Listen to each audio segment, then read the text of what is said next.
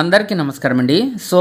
తెలంగాణ రాష్ట్ర ప్రభుత్వ ఉద్యోగులకి సంబంధించి 27 నెలలు అయినా సరే పీఆర్సీ పత్తా లేదు. ఇంకా 5 డిఏలు బాకీ. తెలంగాణ శాసనసభ బడ్జెట్ సమావేశాల సాక్షిగా రాష్ట్ర ప్రభుత్వ తీరుపై మాజీ మంత్రి బీఆర్ఎస్ వర్కింగ్ ప్రెసిడెంట్ కేటీఆర్ తీవ్రస్థాయిలో విరుచుకుపడ్డారు.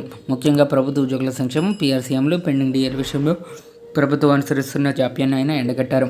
అధికారంలోకి వచ్చిన 6 నెలల్లోగా పీఆర్సీ వేస్తామని హామీ ఇచ్చిన కాంగ్రెస్ ప్రభుత్వం నేటికి ఆ దిశగా అడుగులు వేయకపోవడం ఉద్యోగ వర్గాలను వంచడమేనని ఆయన విమర్శించారు. ఇక పీఆర్సీ గడువు ముగిసి 27 నెలలు కావస్తున్నప్పటికీ ఇంకా పత్తా లేదని, అలాగే 5 డిఏల బాకీ ఉండడం ప్రభుత్వ వైఫల్యానికి నిదర్శనమని ఆయన ధ్వజమెత్తారు.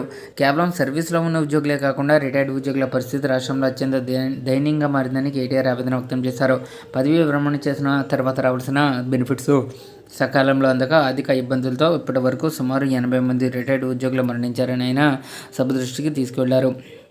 దీనికి సంబంధించి పలు ఉదాహరణలను ప్రస్తావిస్తూ క్యాన్సర్ వంటి ప్రాణాంతక వ్యాధులకు వైద్యం చేయించుకుపోవడానికి కూడా డబ్బులు లేక తమకు రావాల్సిన సొంత సొమ్ము కోసం ఎదురుచూస్తూ ప్రాణాలను వదిలిన ఘటనలు కలిసివేస్తున్నాయని పేర్కొన్నారు. ఇక 60 లక్షల రూపాయల వరకు బెనిఫిట్స్ రావాల్సిన ఇన్స్పెక్టర్లు, హెడ్ మాస్టర్లు అప్పుల ఒత్తిడితో గుండెపోటుకు గురై మరణించడం ప్రభుత్వ నిర్లక్ష్యానికి పరాకాష్ఠని విమర్శించారు.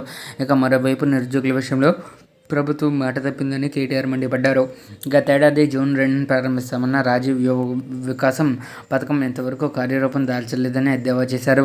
తన పార్టీ అధిష్టానానికి 1000 కోట్లు ఇచ్చే సత్తా ఉందని చెప్పుకునే ముఖ్యమంత్రి రాష్ట్రం కోసం కష్టపడి పనిచేసే ఉద్యోగులకు, భవిష్యత్తు కోసం ఎదురుచూస్తున్న నిరుద్యోగులకు ఇవ్వాల్సిన బకాయిలను ఎందుకు చెల్లించడం లేదని నిలదీశారు. ప్రభుత్వం తక్షణమే స్పందించి ఉద్యోగుల పెండింగ్ డిఏలను విడుదల చేయాలని, పీఆర్సీ ప్రక్రియను వేగవంతం చేయాలని కేటీఆర్ డిమాండ్ చేశారు.